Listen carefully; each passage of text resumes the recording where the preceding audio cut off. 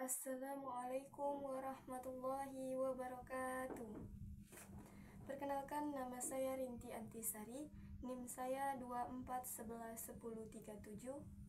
Baiklah, saya di sini akan menjelaskan artikel saya yang berjudul Pertumbuhan Penduduk dan Dinamika Distribusi, Pengaruh Faktor Sosial, Ekonomi, dan Ekologis. Baiklah, artikel ini membahas dinamika distribusi penduduk dan pengaruh faktor sosial, ekonomi, dan ekologis terhadap pertumbuhan penduduk. Pertumbuhan penduduk merupakan fenomena kompleks yang dipengaruhi oleh berbagai faktor yang saling berkaitan. Pertumbuhan penduduk merupakan salah satu isu global yang kompleks dan memiliki dampak signifikan terhadap berbagai aspek kehidupan, termasuk pembangunan ekonomi, sosial, dan lingkungan. Baiklah, pembahasannya adalah yang pertama, dinamika distribusi penduduk. Distribusi penduduk merupakan pola penyebaran penduduk di suatu wilayah. Dinamika distribusi penduduk dipengaruhi oleh berbagai faktor, di antaranya adalah yang pertama ada faktor sosial. Di dalam faktor sosial terdapat beberapa. Yang pertama adalah migrasi. Migrasi adalah pergerakan penduduk dari suatu wilayah ke wilayah lain, mengubah pola distribusi penduduk. Faktor pendorong migrasi meliputi pencarian pekerjaan, pendidikan, dan keamanan. Baiklah, yang kedua ada urbanisasi. Urbanisasi adalah pergerakan penduduk dari daerah pedesaan ke kota, merupakan fenomena global yang mengakibatkan peningkatan kepadatan penduduk di kota-kota besar. Yang ketiga ada faktor budaya. Faktor budaya adalah tradisi, kebiasaan, dan norma sosial dapat memengaruhi pola distribusi penduduk. Baiklah, selanjutnya ada faktor ekonomi. Di dalam faktor ekonomi terdapat beberapa. Yang pertama ada peluang ekonomi. Wilayah dengan peluang ekonomi yang lebih baik cenderung menarik lebih banyak penduduk seperti pusat industri, perdagangan, dan pariwisata. Yang kedua, perbedaan pendapat. Kesenjangan pendapat antar wilayah dapat menyebabkan migrasi penduduk dari daerah dengan pendapatan rendah di daerah dengan pendapatan tinggi. Yang ketiga, ada investasi dan infrastruktur. Pengembangan infrastruktur dan investasi di suatu wilayah dapat mendorong pertumbuhan penduduk dan mengubah pola distribusi. Ke faktor ekologis. Di faktor ekologis terdapat beberapa. Yang pertama adalah ketersediaan sumber daya. Ketersediaan sumber daya wilayah dengan sumber daya alam yang melimpah. Jadi, di wilayah dengan sumber daya alam yang sangat melimpah, seperti air, tanah, dan mineral, cenderung memiliki kepadatan penduduk yang lebih tinggi. Yang kedua ada bencana alam. Bencana alam seperti gempa bumi, banjir, dan berkeringanan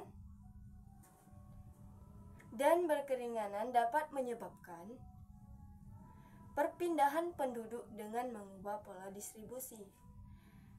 Akibat bencana alam dan gempa bumi serta banjir dan kekeringan air dapat menyebabkan perpindahan penduduk dan mengubah pola distribusi. Yang ketiga ada perubahan iklim.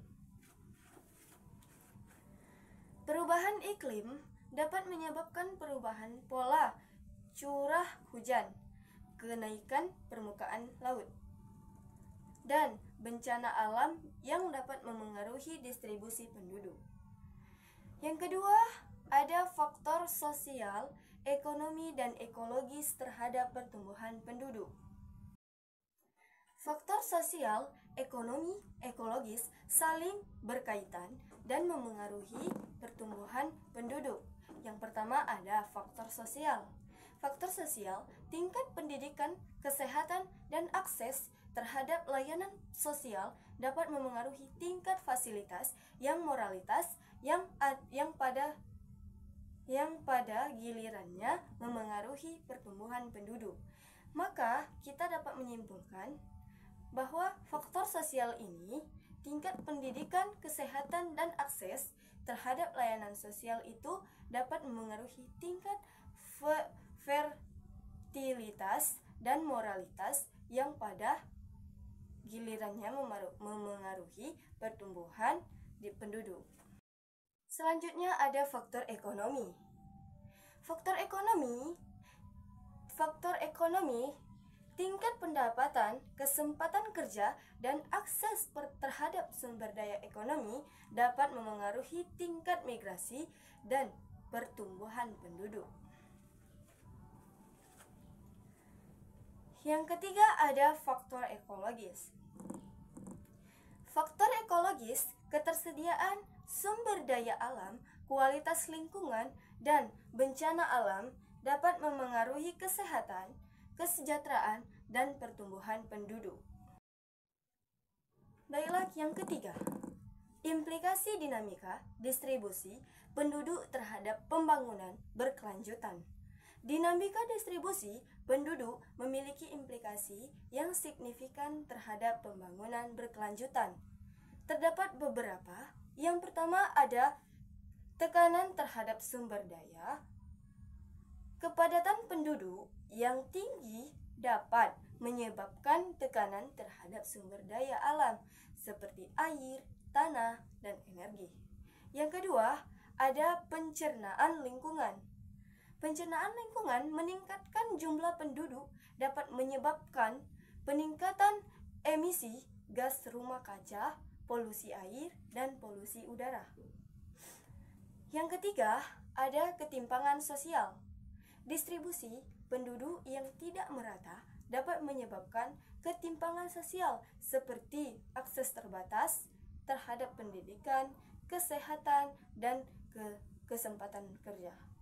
Jadi, ketimpangan sosial ini dapat menyebabkan akses terbatas terhadap pendidikan, kesehatan, dan kesempatan kerja.